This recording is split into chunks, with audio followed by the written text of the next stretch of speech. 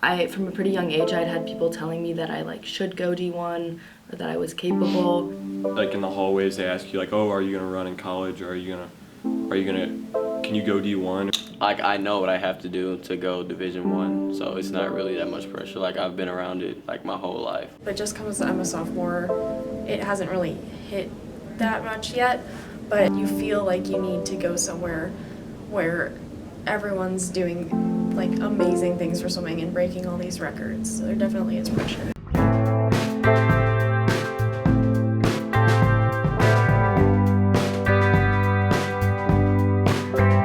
When I was younger, I always wanted to play like D1 field hockey. It's always what I thought about. And then when I got to high school and like school started to pick up, I kind of thought that maybe that wasn't the right decision just because like I needed a balance in my life. Because when you're putting so much pressure on yourself about something that's supposed to be fun, it kind of takes away the fun.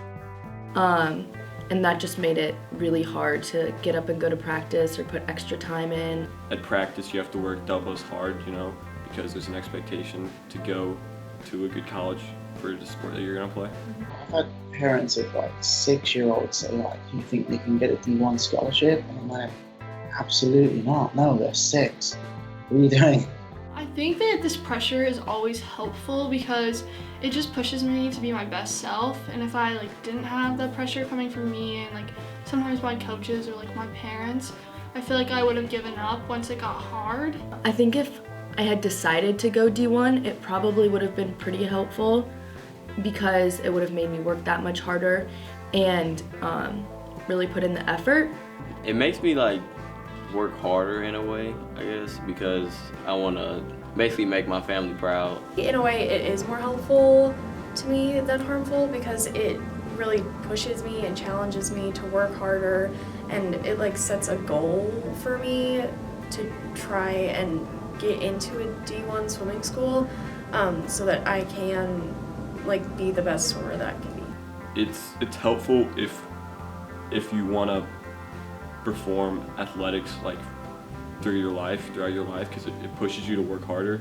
But if that's not your goal in life, then I think it can be harmful because it hurts, like it affects everything else in your life. And what I can't stand, it's almost looked at as a failure if you don't make that D1 status.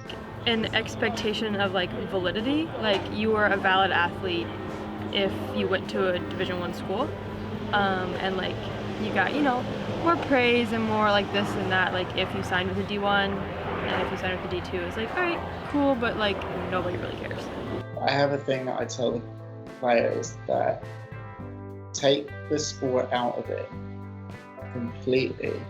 Would you be happy at that school for 4 years?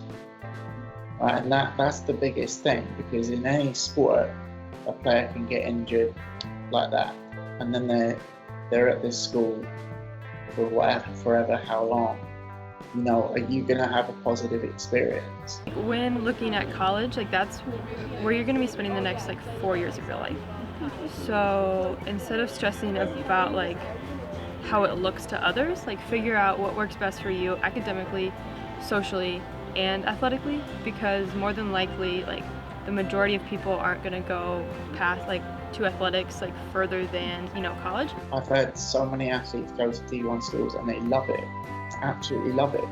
I've had others go to smaller schools and love it, and they always thought they wanted to play at a D1 school. You shouldn't pick a school solely because like this is the D1 school that wanted me, so I'm going to go there. Like go with what like fits you as a whole person, because ultimately like you're more than an athlete.